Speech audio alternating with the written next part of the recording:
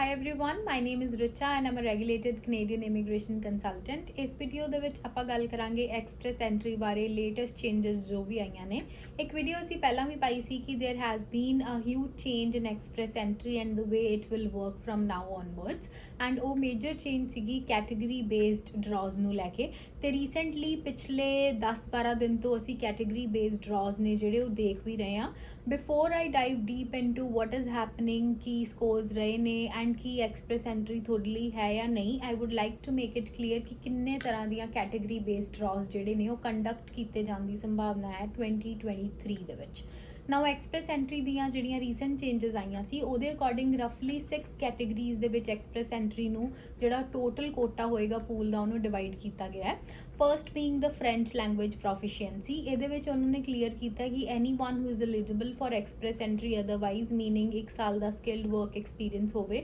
ਤੇ ਜਿਹਦੀ first language ਜਿਹੜੀ ਆ ਉਹ ਫ੍ਰੈਂਚ ਹੋਵੇ ਐਂਡ ਇੱਕ ਪਰਟੀਕੂਲਰ CLB ਸਕੋਰ ਜੋ ਅਸੀਂ ਸਕਰੀਨ ਤੇ ਜ਼ਰੂਰ ਮੈਂਸ਼ਨ ਕਰਾਂਗੇ ਉਹ ਅਗਰ ਤੁਸੀਂ ਅਚੀਵ ਕੀਤਾ ਹੋਇਆ then you are eligible to be invited under this category and surprisingly ਜਿਹੜੀ ਲੀਸਟ ਕੱਟ ਆਫ ਵੀ ਰਹੀ ਹੈ ਪਿਛਲੇ 10-12 ਦਿਨਾਂ ਦੇ ਅੰਡਰ ਉਹ ਇਸੇ ਕੈਟੇਗਰੀ ਦੇ ਅੰਡਰ ਰਹੀ ਹੈ ਐਂਡ ਜਿਹੜਾ ਲਾਸਟ ਡਰਾ ਆਇਆ ਸੀ ਇਸ ਕੈਟੇਗਰੀ ਦੇ under it was yesterday meaning 12th of July 2023 ਨੂੰ ਐਂਡ ਜਿਹੜੀ ਲੇਟੈਸਟ ਕੱਟ ਆਫ ਸੀ ਉਹ ਸੀਗੀ 375 ਐਂਡ ਇਹ ਕਾਫੀ ਦੇਰ ਬਾਅਦ ਸਾਨੂੰ ਇੰਨਾ ਘੱਟ ਸਕੋਰ ਦੇਖਣ ਨੂੰ ਮਿਲਿਆ ਐਕਸਪ੍ਰੈਸ ਐਂਟਰੀ ਦੇ ਵਿੱਚ, ਜੋ ਕਿ ਉਮੀਦ ਵੀ ਕੀਤੀ ਜਾ ਰਹੀ ਸੀ ਕਿ ਐਕਸਪ੍ਰੈਸ ਐਂਟਰੀ ਦਾ ਜਦੋਂ ਕੈਟੇਗਰੀ ਬੇਸ ਸਿਸਟਮ ਆਏਗਾ ਤਾਂ ਸਕੋਰਸ ਹੈ ਜਿਹੜੇ ਉਹ ਘਟਣਗੇ। But for the time being ਸਿਰਫ ਇਕਲੌਤੀ ਫ੍ਰੈਂਚ ਕੈਟੇਗਰੀ ਹੀ ਹੈ ਜਿਹੜੀ 300s ਦੇ ਵਿੱਚ ਸਕੋਰ ਨੂੰ ਲੈ ਕੇ ਗਈ ਹੈ। ਅਦਰਵਾਈਜ਼ ਜੋ ਸਟੈਮ ਆਕਿਊਪੇਸ਼ਨਸ ਨਾਲ ਰਿਲੇਟਡ ਡਰਾਜ਼ ਆਏ ਨੇ ਜਾਂ ਫਿਰ ਹੈਲਥ ਕੇਅਰ ਦੇ ਆਏ ਨੇ ਜਾਂ ਫਿਰ ਨੋ ਪ੍ਰੋਗਰਾਮ ਸਪੈਸੀਫਿਕ ਮੀਨਿੰਗ ਜਿਹਦੇ ਵਿੱਚ ਹਰ ਕਿਸੇ ਨੂੰ ਟਾਰਗੇਟ ਕੀਤਾ ਗਿਆ ਉਹਦੇ ਵਿੱਚ ਹਜੇ ਵੀ ਸਕੋਰ ਜਿਹੜੇ ਹੈਗੇ ਨੇ ਉਹ ਲੇਟ 400s ਦੇ ਵਿੱਚ ਹੀ ਰਹੇ ਨੇ and it is not that easy for anyone and everyone to get invited into express entry. So ਇੱਕ ਗੱਲ ਜੋ ਕਲੀਅਰ ਹੋਈ ਹੈ ਕੱਲ ਦੇ ਡਰਾ ਨੂੰ ਲੈ ਕੇ ਤੇ ਉਸ ਤੋਂ ਪਹਿਲਾਂ ਵੀ ਜਿਹੜਾ ਇੱਕ ਫ੍ਰੈਂਚ ਕੈਟੇਗਰੀ ਦਾ ਡਰਾ ਆਇਆ ਸੀ ਉਹ ਦੇਖ ਕੇ ਕਿ ਹੁਣ ਜਿਹੜਾ ਆਉਣ ਵਾਲਾ ਟਾਈਮ ਆ ਉਹ ਫ੍ਰੈਂਚ ਸਪੀਕਰਸ ਦਾ ਜ਼ਰੂਰ ਰਹੇਗਾ ਕੈਨੇਡਾ ਦੇ ਵਿੱਚ ਕਿ ਅਗਰ ਤੁਸੀਂ ਇਕਨੋਮਿਕਲ ਇਮੀਗ੍ਰੇਸ਼ਨ ਨੂੰ ਟਾਰਗੇਟ ਕਰ ਰਹੇ ਹੋ ਮੀਨਿੰਗ ਅਗਰ ਤੁਸੀਂ PR ਹੋਣ ਦੀ ਸੋਚ ਰਹੇ ਹੋ ਐਕਸਪ੍ਰੈਸ ਐਂਟਰੀ ਦੇ through then you should consider learning French as well and try seeking the required amount of score ਤਾਂ ਕਿ ਤੁਹਾਨੂੰ ਈਜ਼ੀਲੀ ਬਿਨਾਂ ਕਿਸੇ ਜੌਬ ਆਫਰ ਤੋਂ ਮਾਸਟਰਸ ਡਿਗਰੀ ਤੋਂ ਜਾਂ 1 ਸਾਲ ਤੋਂ ਜ਼ਿਆਦਾ ਦੇ ਐਕਸਪੀਰੀਅੰਸ ਜਾਂ ਕੈਨੇਡੀਅਨ ਐਜੂਕੇਸ਼ਨ ਤੋਂ ਵੀ ਐਕਸਪ੍ਰੈਸ ਐਂਟਰੀ ਦੇ ਅੰਡਰ ਇਨਵਾਈਟ ਆ ਸਕੇ ਕਿਉਂਕਿ ਇਹਦੇ ਵਿੱਚ ਤੁਸੀਂ all you need to know is French and have 1 year of skilled experience regardless of the category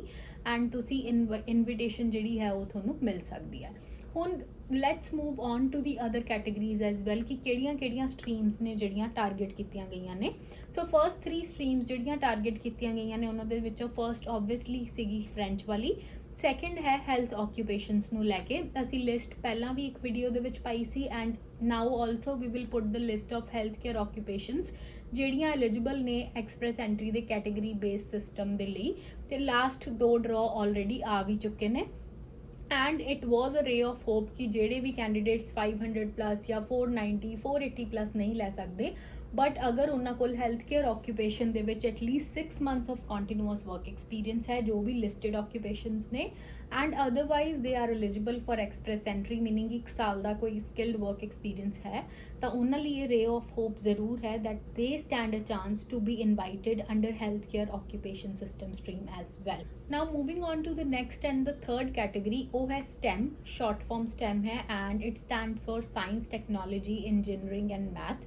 ਇਹਦੇ ਵਿੱਚ ਵੀ ਕੁਝ ਲਿਸਟਡ ਸੈਟ ਆਫ ਆਕਿਊਪੇਸ਼ਨਸ ਨੇ we are going to mention it on the screen here and ਜੇ ਤੁਹਾਡਾ experience ਇੰਨਾ ਕਿਸੇ ਵੀ categories ਦੇ ਵਿੱਚ ਹੈ and you also stand a chance to get invited under these but the only drawback is ਕਿ ਇਹਦਾ ਕੋਈ ਸਕੋਰ ਜਿਹੜਾ ਹੈ no program specific ਨਾਲੋਂ ਕੁਝ ਜ਼ਿਆਦਾ ਡਿਫਰੈਂਸ ਨਹੀਂ ਹੁੰਦਾ। it has been in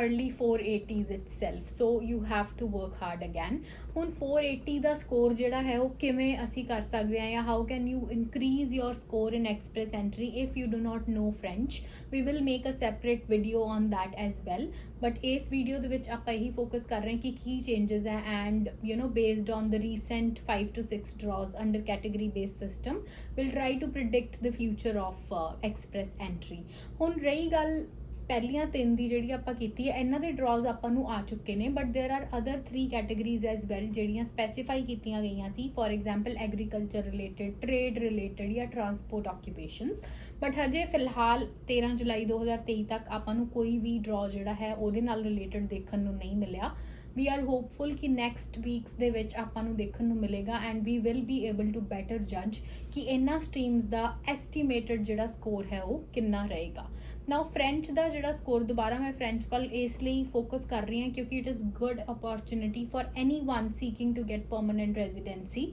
ਤਾਂ ਫ੍ਰੈਂਚ ਦਾ ਸਕੋਰ ਜਿਹੜਾ ਹੈ ਉਹ 375 ਕਿਉਂ ਗਿਆ, ਕਿਉਂਕਿ 3800 ਐਪਲੀਕੇਸ਼ਨ ਸਿਰਫ ਫ੍ਰੈਂਚ ਕੈਟਾਗਰੀ ਵਾਲੇ ਪੂਲ ਚੋਂ ਹੀ ਪਿਕ ਹੋਈਆਂ and as opposed to it ਸਿਰਫ 500, ਕਿਸੇ ਦੇ ਵਿੱਚੋਂ 600, ਇਸ ਦੇ ਲਾਗੇ ਤਾਗੇ ਹੀ ਐਪਲੀਕੇਸ਼ਨਸ ਨੇ ਜਿਹੜੀਆਂ ਬਾਕੀ ਕੈਟਾਗਰੀਜ਼ ਚੋਂ ਪਿਕ ਹੋ ਰਹੀਆਂ ਨੇ। So clearly, maybe immigration wants people who are bilingual and not only fluent in English. Because obviously French is also the second official language, and you know, keeping in mind the future of Canadian economy and the country as such, maybe the government is eyeing for people who can immigrate here and who know French. So it's always good and it's never late to learn a new language, and I would highly recommend learning French. Now, if you know you're thinking to immigrate to Canada on express entry basis, you need to ask yourself कि express entry ਜਿਹੜੀ ਹੈ stream ਉਹ ਤੁਹਾਡੇ ਲਈ ਹੈ ਜਾਂ ਨਹੀਂ। Before COVID it used to be very simple. For example 440s ਦੇ ਵਿੱਚ ਕੱਟ ਆਫ ਰਹਿੰਦੀ ਸੀ, ਜਿਹਨੇ ਗ੍ਰੈਜੂਏਸ਼ਨ ਕੀਤੀ ਹੋਈ ਹੈ, 1 ਸਾਲ ਦਾ ਵਰਕ ਐਕਸਪੀਰੀਅੰਸ ਹੈ, IELTS ਦੇ ਵਿੱਚੋਂ ਚੰਗਾ CLB ਦਾ ਲੈਵਲ ਹੈ, they could easily get invited. And it was the time ਜਦੋਂ ਕਾਫੀ ਲੋਕਾਂ ਦਾ, especially during the pandemic, people started to think about immigrating to Canada because of its wonderful immigration system. But sadly competition ਵਧਿਆ, files ਜਿਹੜੀਆਂ ਨੇ ਉਹ pool 'ਚ ਜ਼ਿਆਦਾ ਵਧੀਆਂ and immigration policies also saw huge change। ਤਾਂ ਕੀ ਹੋਇਆ ਕਿ